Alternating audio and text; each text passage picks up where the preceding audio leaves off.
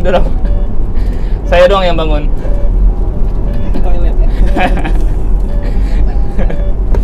Baik. Kita lanjutkan ya. Dari mana? Jangan dari Assalamualaikum lagi. Usamah bin Zaid ya. Usamah bin Zaid diutus oleh Nabi Muhammad SAW untuk memerangi orang Romawi, dan beliau balik. Kenapa balik? Kemarin kita juga kisahkan di Thaqifah Bani Sa'idah. Kenapa Usamah balik nggak jadi perang? Karena Nabi Muhammad SAW wafat. Beliau mendengar berita wafatnya Nabi Muhammad SAW langsung putar arah pulang ke Madinah.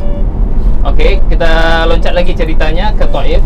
Jadi Zaid bin Al-Harithah yang menemani Rasulullah SAW pergi ke Taif untuk berharap ada yang menolong beliau, berharap ada yang menerima dakwah beliau. Terlebih-lebih beliau ada hubungan kekerabatan di Taif.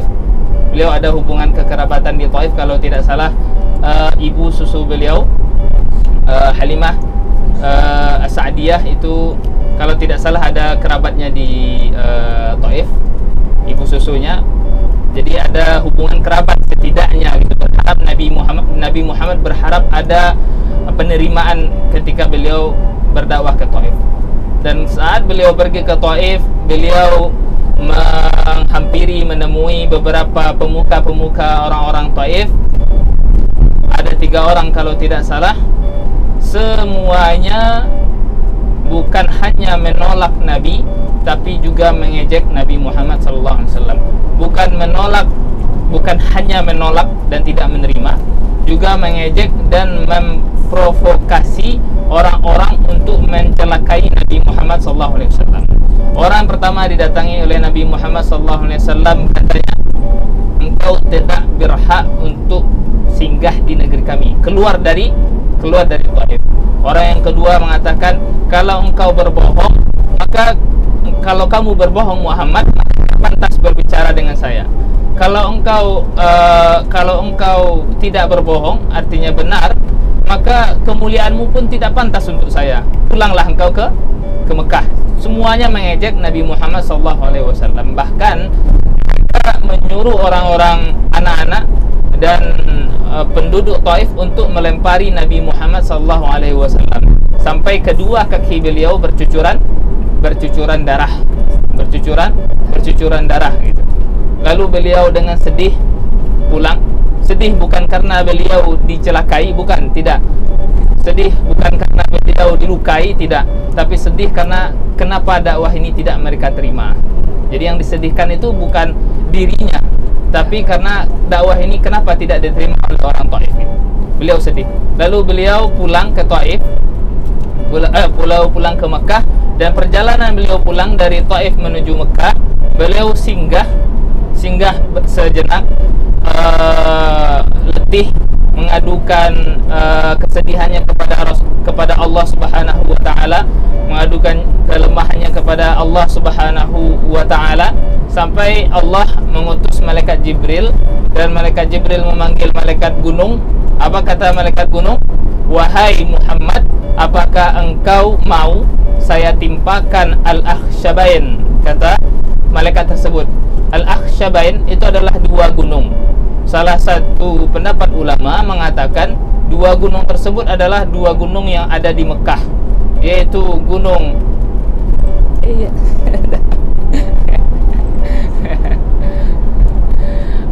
Gunung Abu Qubais dan Gunung Qu'ayqi'an.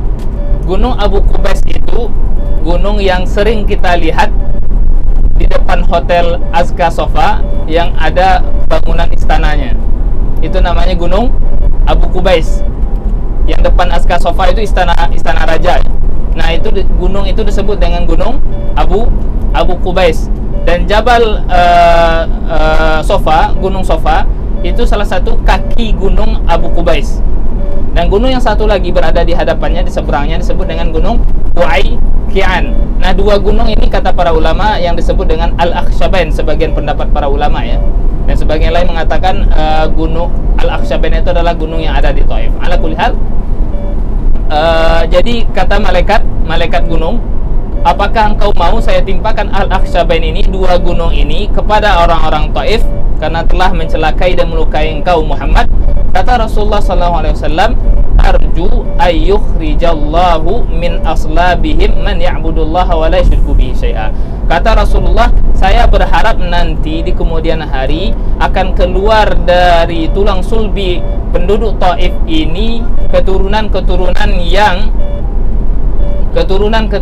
yang menyembah Allah Subhanahu wa taala dan tidak mensyirikannya.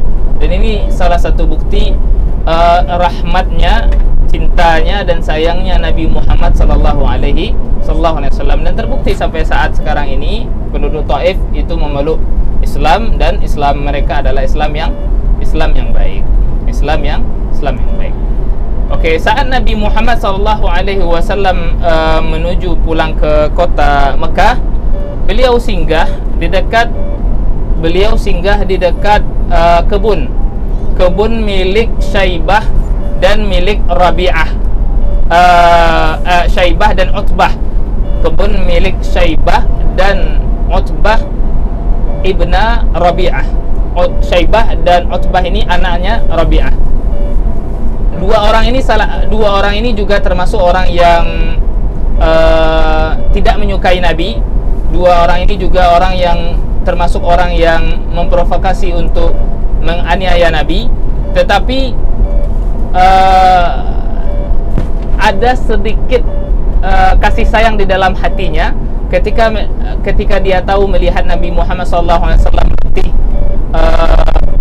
diletih dan bercucuran darah kakinya. Utbah dan Syaibah ini menyuruh salah satu budaknya untuk mengantarkan hasil kebun, yaitu anggur diantarkan kepada Nabi. Dan budaknya ini namanya adalah Addas, berasal dari Irak, dari negeri Ninawa namanya. Lalu Addas ini datang menyuguhkan anggur kepada Nabi Muhammad SAW. Ketika Nabi Muhammad SAW ingin mengambil anggur, beliau menyebut Bismillah. Lalu Addas ini terkejut. Dari mana engkau tahu kalimat ini? Kaget Addas. Seorang budak ini kaget. Dari mana engkau tahu kalimat Bismillah? Lalu Nabi Muhammad SAW mengatakan, dari mana asal engkau? Kata Addas, saya dari Irak, dari daerah Ninawa. Lalu kata Rasulullah SAW, amin qaryatin Yunus ibnu Matta, apakah dari kampung Yunus ibn Matta, rajulun salih? Kata Rasulullah. Lalu makin kaget Addas, di mana engkau tahu Yunus bin Matta? Yunus bin Matta maksudnya Nabi Yunus, ya, Nabi Yunus. Lalu kata Nabi Muhammad SAW, huwa ar-rajulu as-salih, huwa nabi wa ana nabi. Yunus adalah orang saleh, dia nabi, saya juga nabi. Lalu Addas, kenapa? Lanjut aja. Oke. Lalu Addas ketika itu sujud berserah diri kepada Allah Subhanahu wa taala dan mencium kaki Nabi Muhammad sallallahu alaihi wasallam. Ketika itu masuk Islam. Addas ketika itu masuk Islam. Luar biasa, ya. Jadi Addas ini berasal dari Irak, dari kampungnya Nabi Yunus. Dia tahu bahwasanya kalimat ini bukan sembarangan kalimat, Bismillah. Berarti dari satu agama yang benar.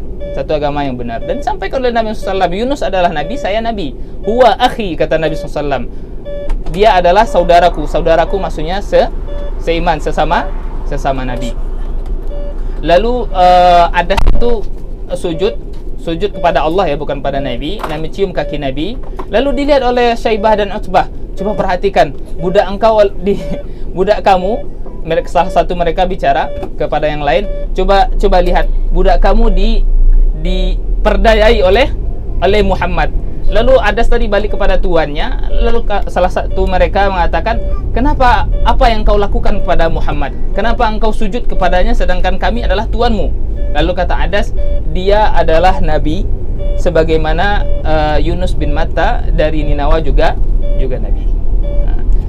Nah, dari kisah ini nanti kita akan melewati juga, setelah dari Masjid Abdullah bin Abbas, kita akan melewati tiga masjid. Dua masjid diantaranya berkaitan dengan kisah tadi. Ada namanya Masjid Al-Qur, atau Masjid Istirahah, atau Masjid Mauqif, atau Masjid Mirfaq. Itu satu masjid, ya. Semuanya nama-nama tadi itu satu masjid. Masjid Al-Qur, Masjid Istirahah, Masjid Mauqif atau Masjid Mirfaq. Berapa nama itu? 4 ya. Nah, itu tempat Nabi singgah sejenak gitu. Tempat Nabi bertemu dengan Adas. Nanti juga ada Masjid Adas namanya. Masjid Adas. Ya, posisi masjid tersebut adalah di kebunnya Utbah dan Syaibah. Dan itu berdekat-dekatan. Nanti ada masjid ketiga namanya Masjid Al-Madhun atau Masjid Al-Qantarah. Masjid ini dibangun oleh masa dinasti Utsmani kalau tidak salah, dan tidak ada kaitannya dengan sejarah Nabi Muhammad SAW. Dan disebut dengan Masjid Qantarah karena menaranya berbentuk spiral dari dalam. Disebut dengan Masjid Qantarah. Nanti akan kita lewati insyaallah setelah dari Masjid Abdullah bin Abbas. Nah, lalu Masjid Abdullah bin Abbas, kenapa disebut dengan Masjid Abdullah bin Abbas? Abdullah bin Abbas, siapa Abdullah bin Abbas? Ada yang tahu nggak? Ada yang tahu? Nggak ada. Abdullah bin Abbas adalah siapa? Sepupunya Nabi Muhammad SAW. Anak siapa Abdullah bin Abbas? Anak Abbas. Abbas itu adalah paman Nabi Muhammad SAW. Nah, Abdullah bin Abbas, beliau ketika Rasulullah SAW wafat, di masa Ali bin Abi Thalib, beliau sempat menjabat sebuah jabatan di Kufah. Lalu setelah Ali bin Abi Thalib wafat, beliau pindah ke Taif. Beliau pindah ke Taif sampai meninggal di Taif dan dikuburkan di Taif. Makanya, dan dikuburkan di Taif. Lalu dibangunlah masjid di samping kuburan Abdullah bin Abbas, di samping Ibnu Abbas. Nanti di kawasan masjid tersebut ada kuburan Abdullah bin Abbas, cuman tidak bisa kita lihat di pagar tinggi, lumayan tinggi pagarnya beberapa meter. Dan di samping kuburan tersebut ada Masjid Abdullah bin Abbas, dan di samping kuburan samping kirinya kalau tidak salah ada pustaka Abdullah bin Abbas. Jadi masjid tersebut hanya sebagai pengingat bahwasanya di sampingnya ada kuburan Abdullah bin Abbas. Jadi masjidnya tidak dibangun di atas kuburan ya, cuman di samping kuburan, sudah di luar kawasan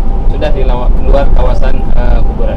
Dan masjid itu dibangun kalau tidak salah abad ke-6 Hijriah, tahun 570-an, 572 abad 71 Hijriah dibangun. Jadi jauh setelah Abdullah bin Abbas wafat. Nah, ini kita sudah masuk jalan tol untuk menuju ke Taif. Ini sebenarnya jamaah jangan tidur gitu untuk melihat pemandangan. nanti pemandangan yang tidak pernah kita jumpai di Indonesia akan terlihat. Kalau tidur ya nggak ada yang terlihat. Ntar udah nyampe Taif saja. Ntar nanya ini di mana Sad? Ini di mana Sad? Udah lewat Pak.